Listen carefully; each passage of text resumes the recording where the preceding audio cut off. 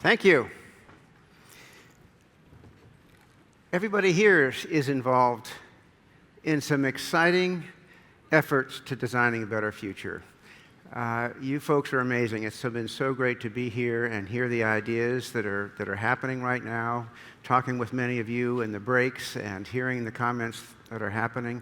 What an exciting time. And I'm an architect, and we are also at NBBJ trying to design a better future.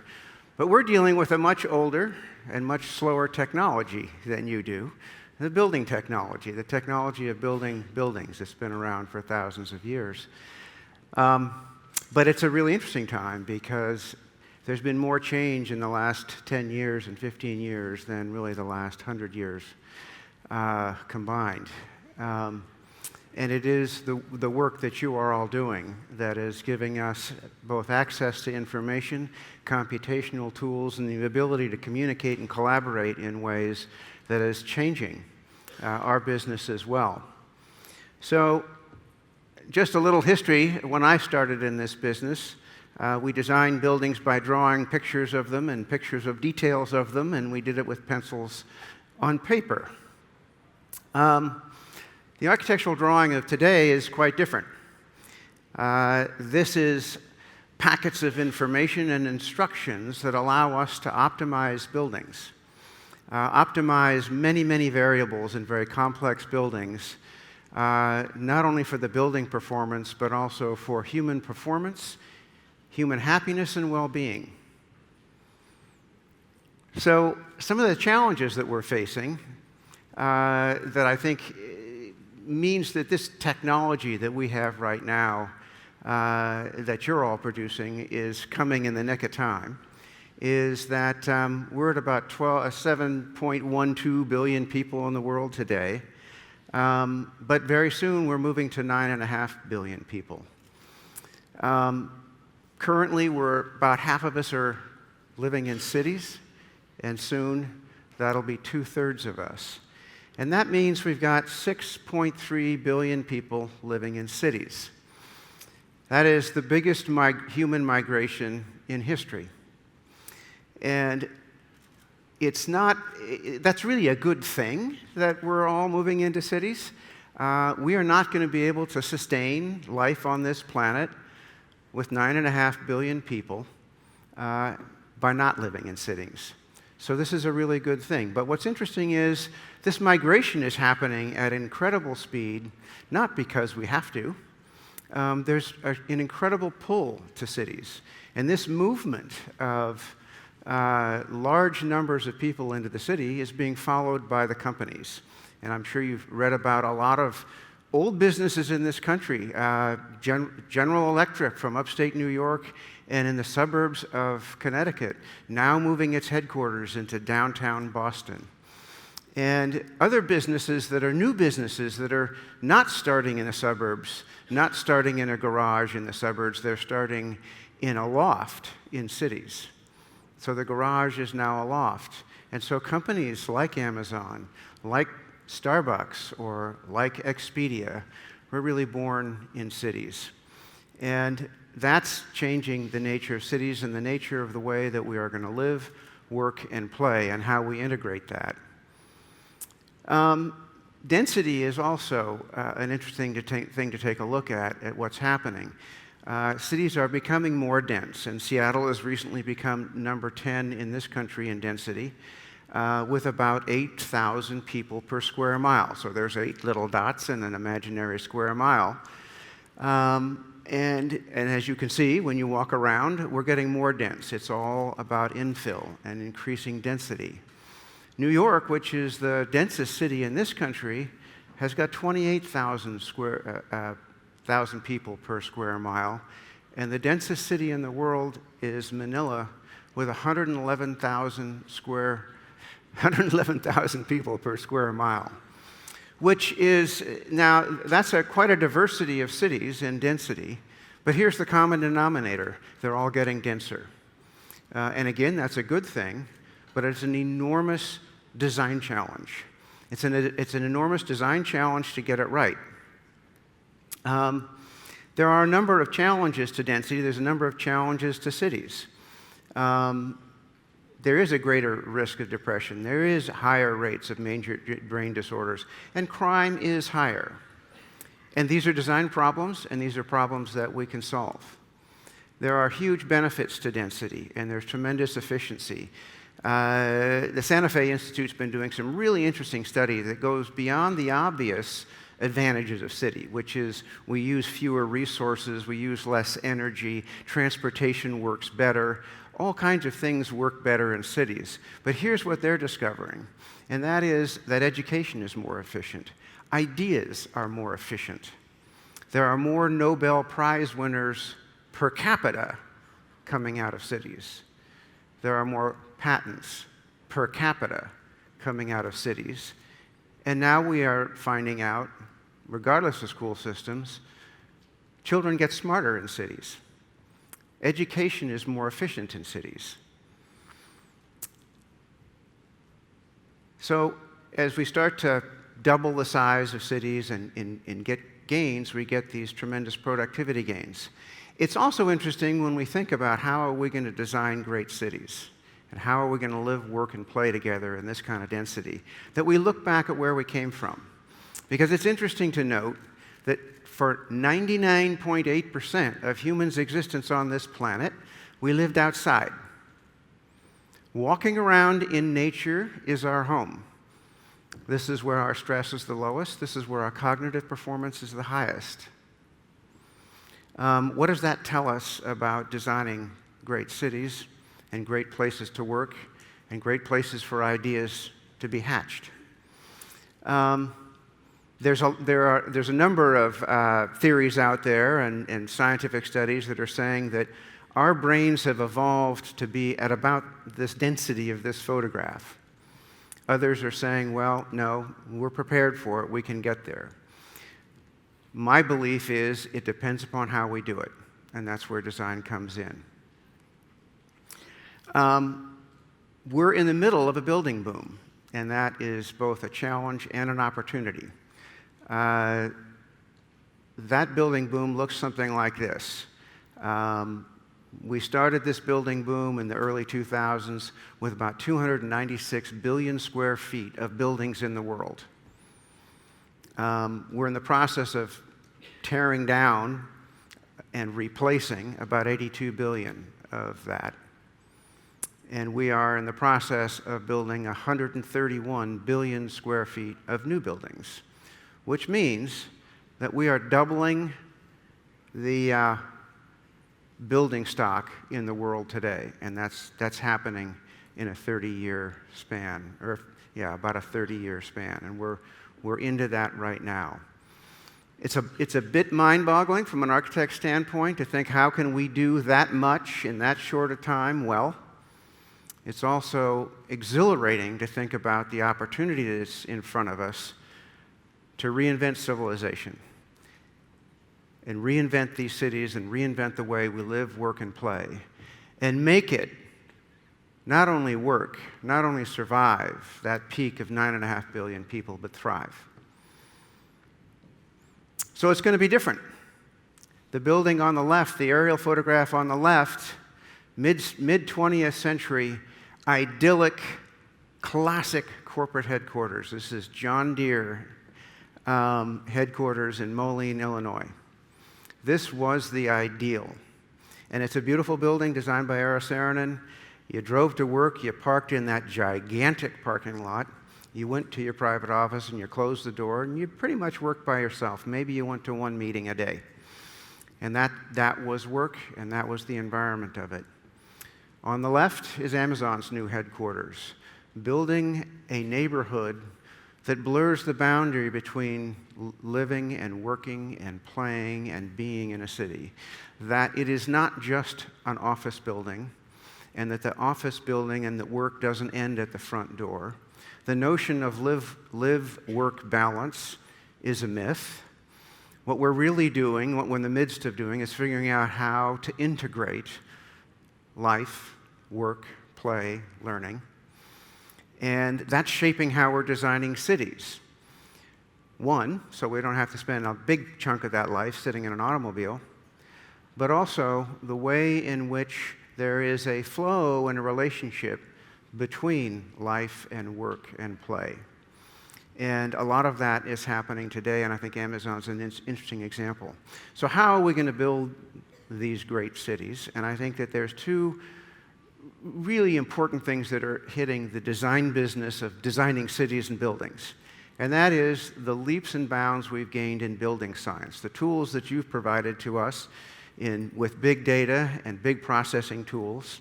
But also, interestingly, and probably at least as important, is what we're learning in human science and in brain science. So let me talk a little bit first about building science. I started in this business in the mid-'70s working in Iran. I worked for the mayor of Tehran and the Shah. And what was interesting is that while that wasn't too many years ago, I was dealing with a 2,000-year-old building technology. Whatever you could do with a sun-dried brick and some tile, that's what you had. And your trick was to defy gravity, and you did that with vaults and arches and domes. But here's what I learned there. I actually did design a city hall, and at one point I was drawing that city hall with a stick in the sand.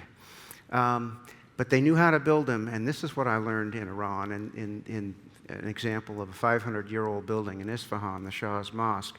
They understood the power of beauty. They understood the power of architecture to transform the way you think, the way you feel, and your own performance. And I can tell you, to walk into the Shah's Mosque, you can get religion in a hurry. It's that powerful. It is transformative. And that, I think, is a very, very important quality that we architects and designers don't forget, is that human interface. So today, buildings are much more complex. We're expecting a lot more of them. And we have some amazing tools that start to look at those variables, where we can look at all of the variables of a building and start modeling and optimizing building performance and optimizing human performance. Here, taking a look at the square footage, the efficiency of that square footage in rentable square feet, what the cost of the building is, how it's daylit, the way in which it casts shadows on the rest of the city and either helps or hurts the streets that they're on, and start to model it. And so we can go through hundreds in a matter of an hour or two and really optimize the experience inside that results in a higher human productivity, because I can look out a window, because I have natural light, because of a lot of brain science is telling us these are the factors, but they are all interrelated. We want more windows, it costs more. It casts a bigger shadow, it reflects, whatever it does. But these are the tools that allow us to understand the cause and effect of what we're doing and optimize those buildings. This is a fun project from our London office that was really trying to study twin towers and how it could start to mitigate its own shadows by the shape of the building. And that's kind of fun technology to consider how we can use tools to really understand the impacts of our buildings in many ways. So one of the buildings that really got us into this was the Hangzhou Stadium in Hangzhou, China. This was an international competition. Now, international competitions in China are interesting because they, back then, they were largely beauty contests. You had 5 or 6 weeks to come up with a scheme, and the prettiest one wins. In this case, we said, we got to do more than that. Let's see if we can't, in that same period of time, understand the quality of every single one of those 85,000 seats. This is the identical program to the bird's nest. Let's see if we can understand the head that's in front of you, the proximity that you have to the field, your elbow room and your knee room. And while we're doing that, while we're modeling hundreds of bowl diagrams, for the human experience, for the optimum human experience, we are also modeling the steel. Because the poundage of steel in a stadium is the biggest single impact on cost and the biggest single impact on carbon and green. So what we were able to do in that 5 or 6 week period of time is not only come up with a pretty building, at least I think it's a pretty building,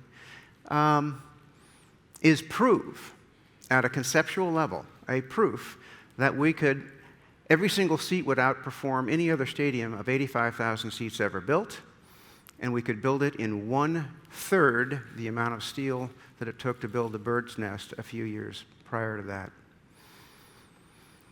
So let me move to human science and how that is shaping what we're doing. When I got out of Iran and got my first job in Seattle, I was designing a police station. And I was meeting with the chief of police, and we were looking at where the police cars come in and you get the accused out and you take them in and book them. And he said, well, now where are we going to put the pink room? And I thought I knew everything about a police station. At least I did my homework. I thought I knew everything about a police station at that point. I didn't know what a pink room is. Do you know what a pink room is? Anybody know what a pink room is? Pink room is a room where the walls and the floor and the ceiling are painted a specific color pink.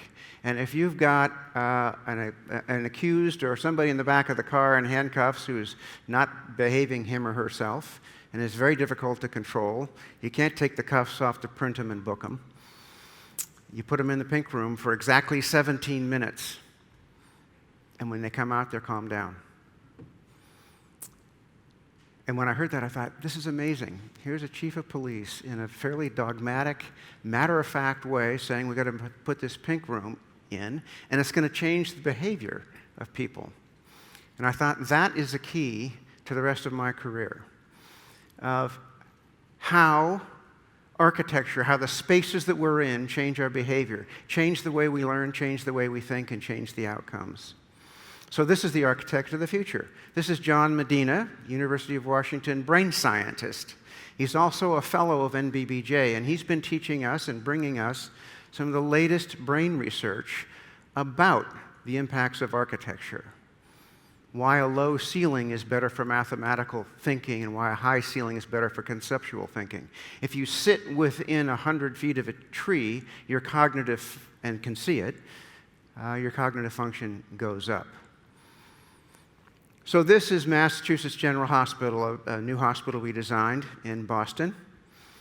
And this is a recovery unit for brain surgery. And as you can see, the headboard is on swiveling posts so that that bed can swivel 180 degrees. When you get out of brain surgery, they want you facing the nurse for exactly 24 hours so they can look in your eye at all times. Exactly 24 hours, and for the rest of your stay, that bed's swiveled 180 degrees, so you're looking out at that garden. And that garden was an expensive one, so on the 8th floor, outside, an expensive garden to build, and it was not for the sake of just, hey, let's have a beautiful garden. It was an investment with expected returns that their brain surgery patients would go home sooner, and they would have better outcomes, because during their recovery in the hospital, they're looking at that garden. And that wasn't a light decision on the part of some amazing scientists at Massachusetts General Hospital. It's investing in how we respond to our environments.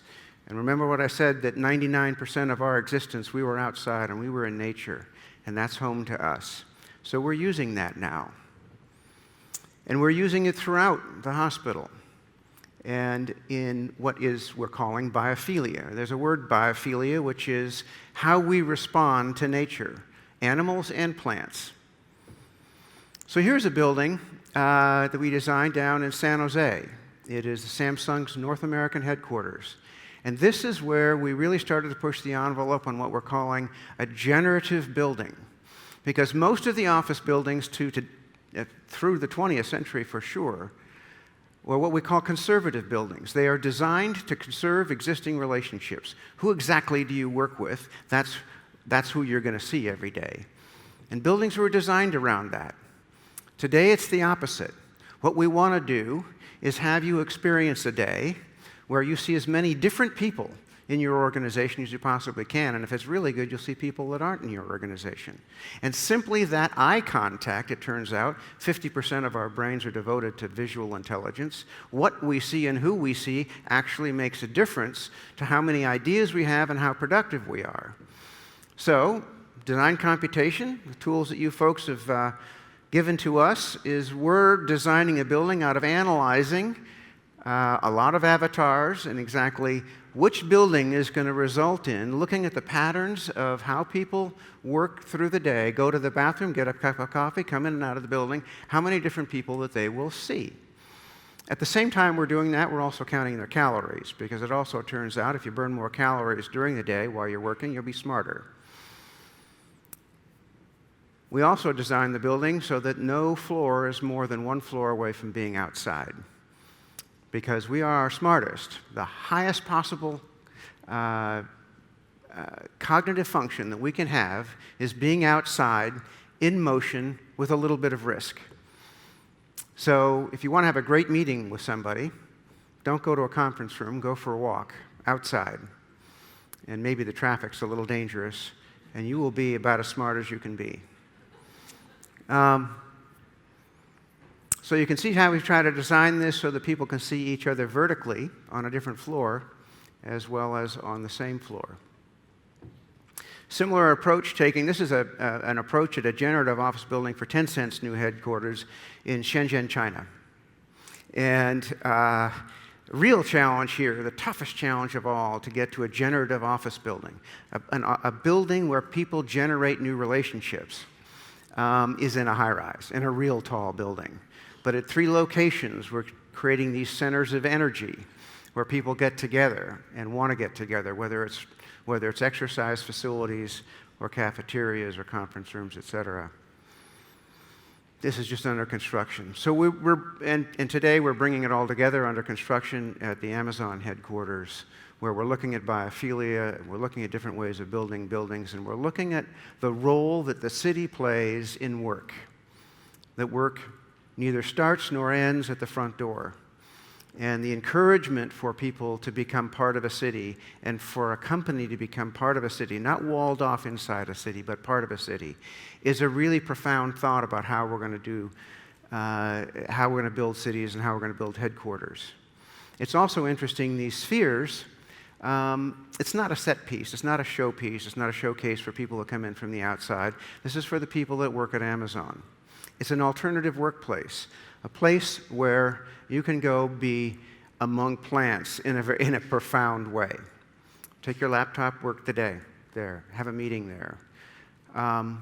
It was the belief of our client that this would be a way to make happier, healthier, more productive, and more creative employees. It's a big investment in that. And there's a big belief that this will work. The building technology was amazing. We couldn't have built these spheres 5 years ago, certainly not 10 years ago. They were all prefabbed in Chehalis, south of here, to within 1,000th of an inch of accuracy. You've probably seen a steel building assembled where the guy's got a big sledgehammer trying to bash it into place to get the bolt in. These bolts just dropped in. Watching the contractors put this together and the smiles on their faces as they saw, wow, we can build buildings without waste. We can build every part already pre-cut, pre-sized, ready to go, off-site, deliver it, and put them together. There's a lot of waste that we can eliminate doing that. And then it's about biophilia and green in a city. Use the rooftops well. This is a dog park up on one of the high roofs at Amazon's headquarters. It's a way to rethink the city. It's a way to bring biophilia in, including your dog. So I think that this is, we're scratching the surface. We're trying to get to a place where buildings and the way we think about them, the way we think about cities, can make density a positive, can mitigate the negatives, can create and be part of happy cities where people are healthy and people are creative. But the challenges are there. This is happening all over the world. And I don't think that's going to be a creative place, and I actually don't think it's going to be a safe place. But we do have a choice. And it's not just about parks. This is Bryant Park in New York, and it was a failed park. It was not even safe in a place as dense as New York. But they redesigned it. And they designed it using computational design tools that looked at sight lines and the issues of psychology around what makes a safe place. And now the real estate values all around the park have shot through the roof, and it is constantly being used. And those are the choices that we have, and it is such a delight. It has never been a more exciting time to be in the business of design, in the designing of cities, in the designing of buildings, than with the tools and the information that we have today. So we do have a choice, and the future's in our hands. Thank you.